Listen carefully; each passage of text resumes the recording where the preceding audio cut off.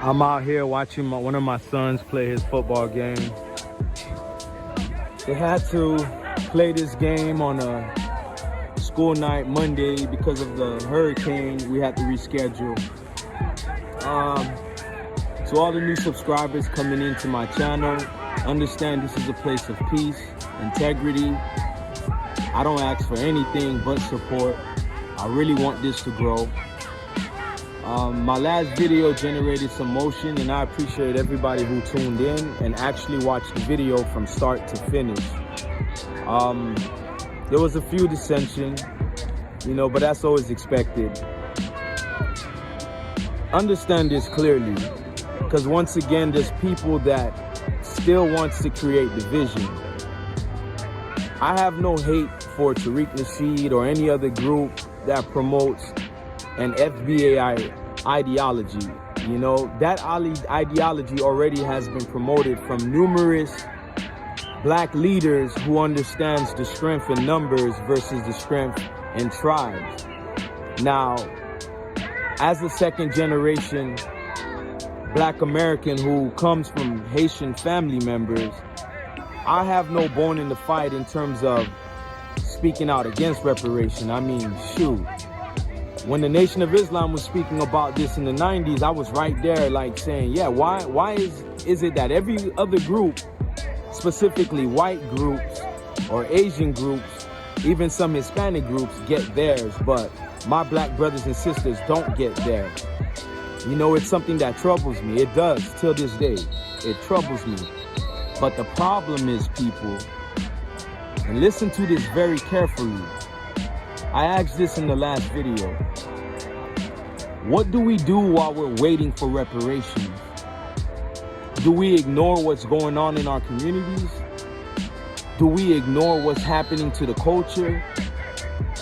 I mean, through the means of hip hop and social media, it seems like this is a culture that's going down. I don't care if you come from black roots in Africa, black roots in the Caribbean, or any other place in this world.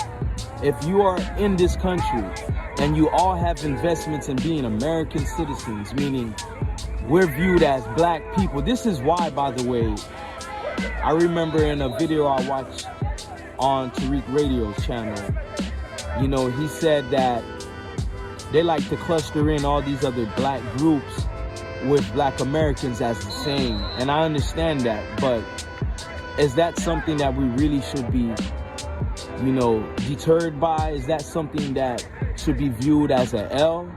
Because nonetheless, we are viewed the same. Isn't that another way of these people telling us that, hey, I don't care where you're from, you a nigga, I don't like using that term, but that's how they see us. And it's because of that I've always viewed myself as a black American. I'm black and I'm in America. I'm born here. This is my realm, I don't really know the country where my parents are from in that regard of sound, body, and mind. I don't know it the way I do right over here, the way I grew up with my brothers, We never worried about who was a Jamaican, Haitian, African. Bro, if you was black, we was going through the same, same struggles. I'm still out here in the mud, man. I'm out here watching the game that my son is playing. All his teammates are black like him. I never remember none of us asking each other who's FBA, who's non-FBA. See, that's what the Nazis did to the Jews decades ago. That's how you distinguish yourself as a hate group, when you start doing things like that to other brothers and sisters. I spoke on this already. There's always a cluster of people that will always view themselves different from one another. Black people as a whole always have done this to each other. But the majority at its core views each other the same. That's not something that's a problem on my brain where I have to worry about walking around my community telling myself we don't fit in with each other. It's the same plight, ladies and gentlemen. It's the same plight. But I made this video just to tap in again to tell everybody I do appreciate those of you that do, take the time to view my words and hear where I'm coming from. It's from a good place, people. I'm sitting here just wondering, where are we headed? And all the movements that are fighting for reparations, I say, great job, keep doing it. You know, why not let these people understand a country like Ukraine is getting all these dollars that easily could be put in the pockets of black people that you took advantage of, America. Black people that, you know, built this nation off the back of slaves. That money doesn't go in these destroyed communities, these poor school fundings. You know, I remember growing up, we had parks everywhere. These parks are horrible.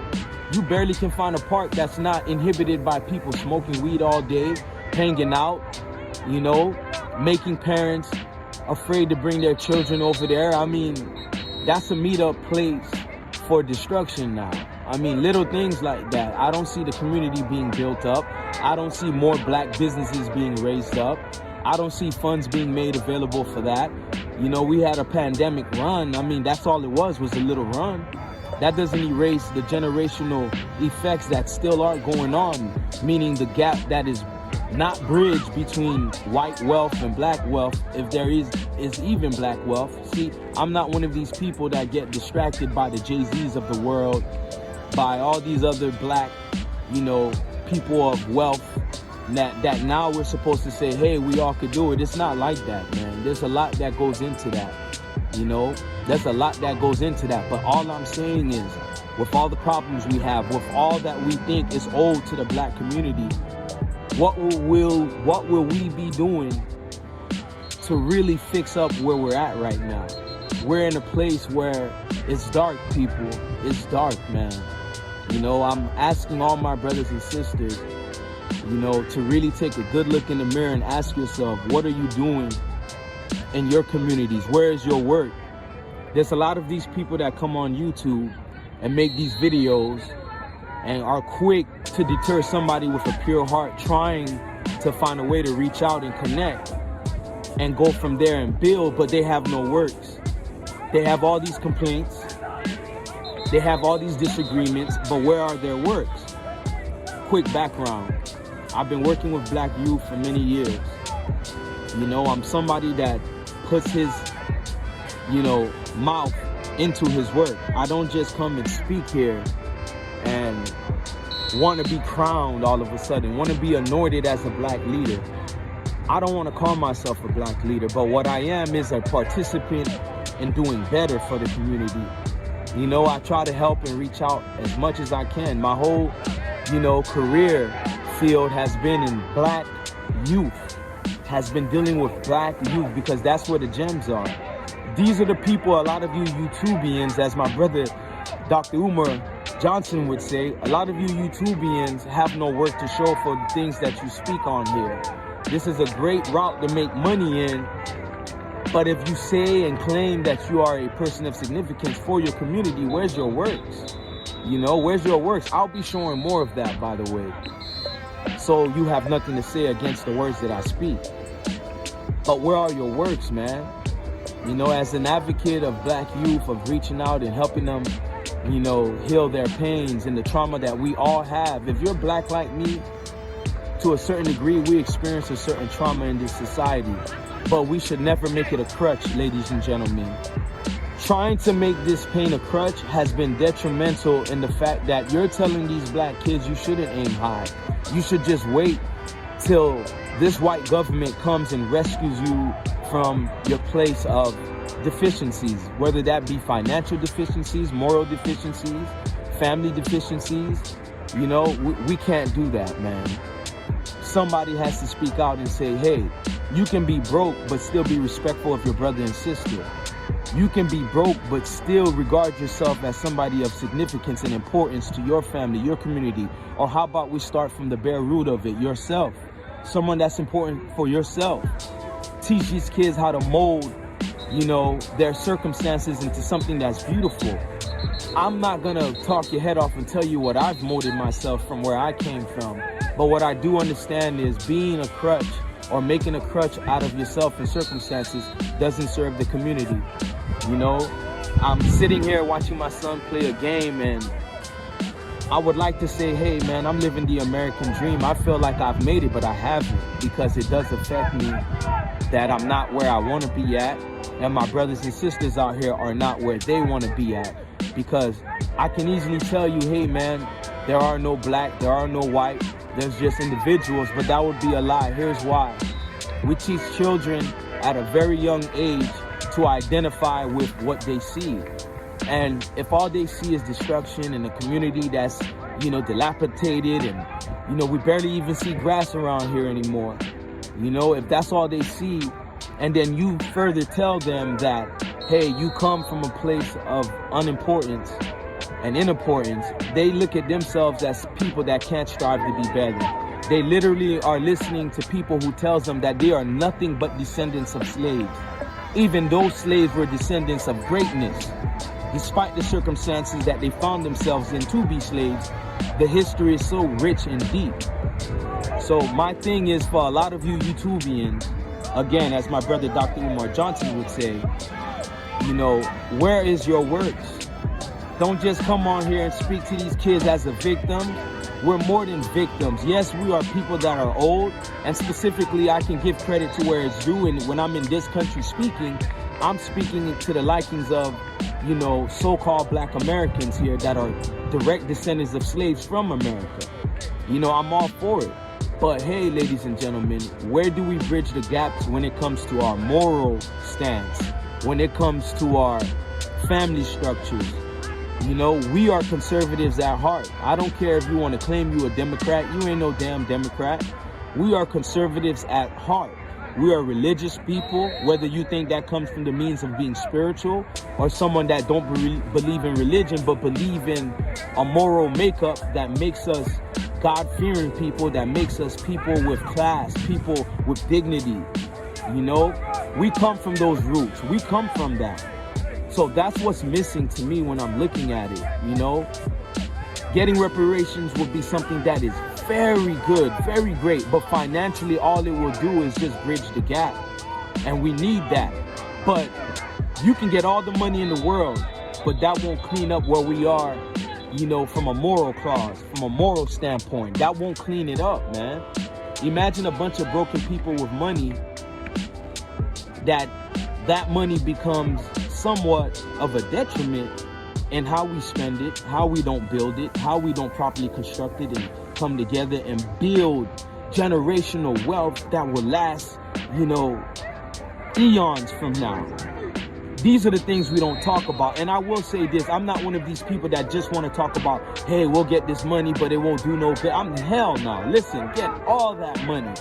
But let's work on the things we need to work on now, so the day that, you know, my brothers and sisters get their money, that it will not come into diluted water. You know what I mean? Water that's so tainted right now, man. Water meaning our moral makeup as a people right now. You know, let's make sure when that money comes, it comes to great minds that are properly, you know, in a state where we know what to do with it. A mind that can help clean up the problems that we have. As my brother Common once said in his album, like food for chocolate. You know, there's too many baby mamas, but not enough wives. And I like to add, there's too many baby daddies, not enough husbands.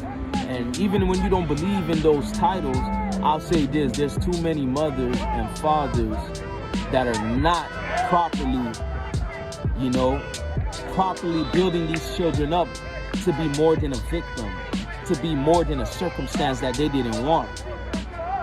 And before I continue on and on, those are just few little things I was sharing with you to understand where I'm coming from. I don't come from a place of ignorance, from a place of intolerance from other black people. When I made my last video, it was to speak out against certain groups that seems more divisive and not cohesive.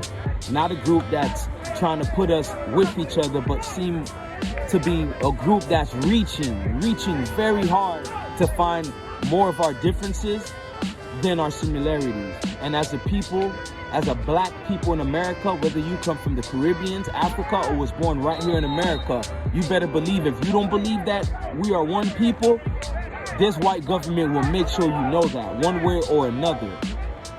Stay tuned, folks, stay tuned. Real quick, I'm proud of my boy, man. I'm proud of you. Come on, get that. Oh! This is all it's about, people. Black man, stay in your brother's life, stay in your sister's life, stay in your mother's life, stay in your children's life. We hold what it takes to build this nation. But sisters, remember, a nation can only go as high as its women. Remember that.